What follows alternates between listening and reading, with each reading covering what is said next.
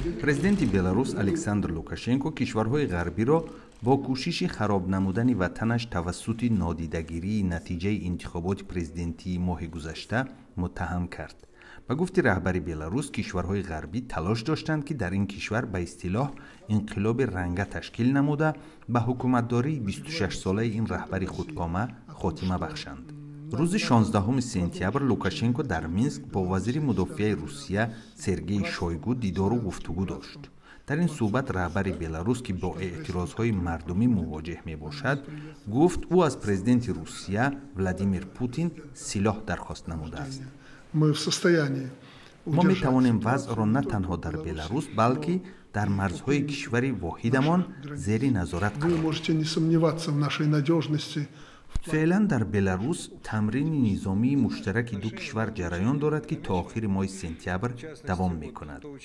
баъди интихоботи президентии 9 август ҳар рӯз дар Беларус гирдиҳамоиҳои эътирозии мухолифин бо талаби интихоботи нав доир мешаванд. мухолифин бар ин назаранд, ки дар овоздиҳӣ тақаллуби густарда ҷой дошт, вале ҳукумати Беларус ин айбномаро рад намуда исрор меварзад, ки дар интихобот беш аз 80% овоздиҳандагон аз Лукашенко пуштибонӣ кардаанд. дар ин байн мақомот ҳазорҳо пайрави мухолифинро ба ҳабс гирифтанд. бисёре аз онҳо шиканҷа шудаанд. тахминан ҳамаи раҳбарони мухолифини ҳукумат маҷбур ба тарки ватан шудаанд ё дар боздошт нигаҳдорӣ мешаванд.